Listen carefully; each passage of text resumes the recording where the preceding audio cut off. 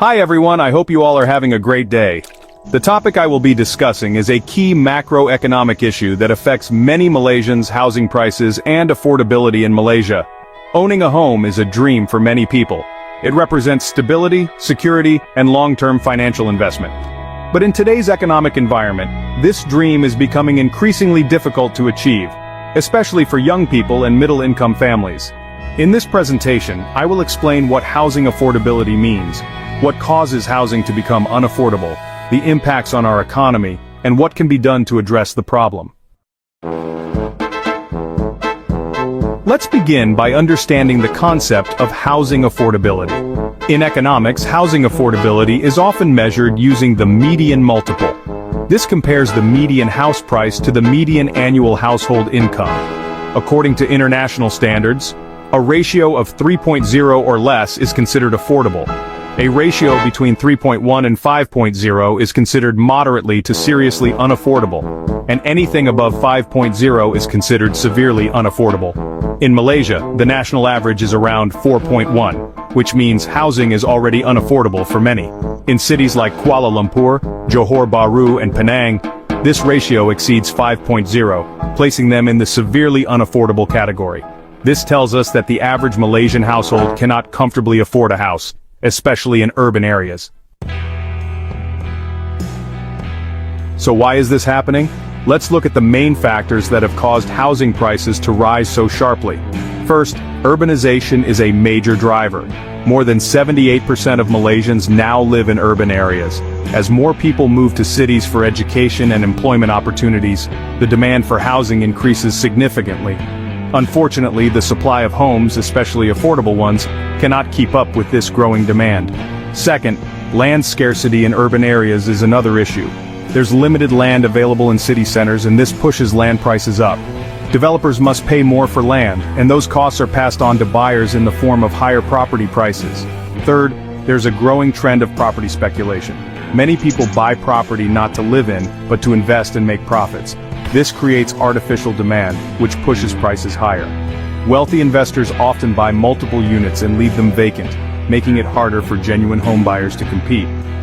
Fourth, there is a mismatch between supply and demand. Developers often build luxury condominiums and high-end apartments because they offer better profit margins. Meanwhile, the majority of Malaysians, especially in the B40 and M40 income groups, are looking for affordable homes. As a result, we see a surplus of luxury units and a shortage of affordable housing.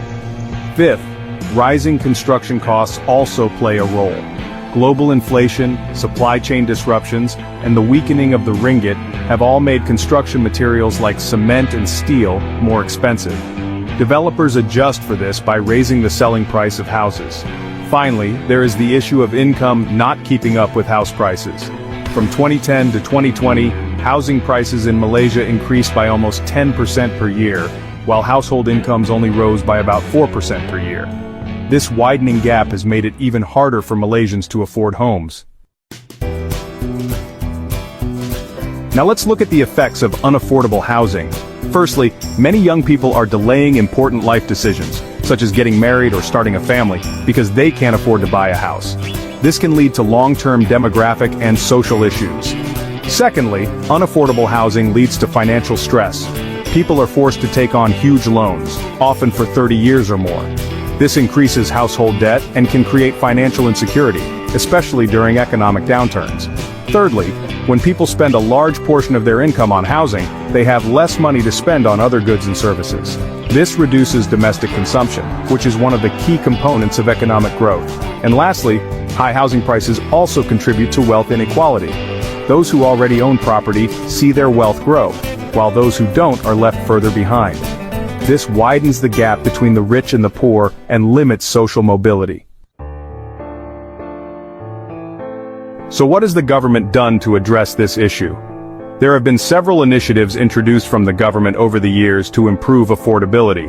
For example, PR1MA, or Perumahan Rakyat 1 Malaysia, was created to build affordable homes for middle-income Malaysians, M40, and is located at strategic areas which are near cities and towns. It also provides home loan schemes with lower interest. Rumah Mampu Milik and Rumah Selangorku are other programs at both federal and state levels to increase access to affordable housing for Malaysian citizens with minimum income RM1000 to RM5000. Schemes like the Youth Housing Scheme and BSN My Home offer financial assistance, such as loan guarantees and stamp duty exemptions, for first-time homebuyers. The Home Ownership Campaign, HOC, also provided temporary incentives to encourage home buying, including discounts and lower taxes. While these policies have helped some people, the overall impact has been limited. Many affordable housing projects are located far from city centers or lack proper infrastructure, making them less desirable. Also, the number of units built still falls short of the actual demand. So, what more can be done? First, we need to encourage the development of more truly affordable housing, not just in terms of price, but also in terms of location, quality, and access to public transport.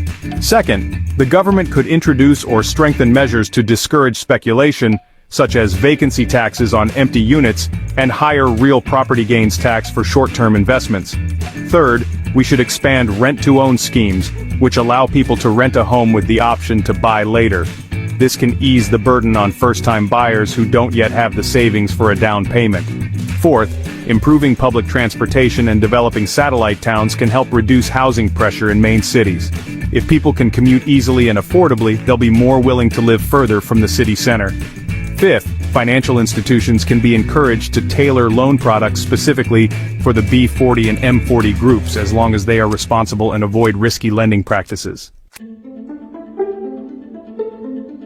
In conclusion, housing affordability in Malaysia is a complex issue with deep economic and social consequences. It's not just about buying a house, it's about fairness, quality of life, and the ability for every Malaysian to achieve their goals and provide for their families. Solving this issue will require strong collaboration between the government, developers, financial institutions, and civil society. As students and future professionals, it's important for us to be aware of these challenges and contribute ideas and solutions that make our economy more inclusive and sustainable.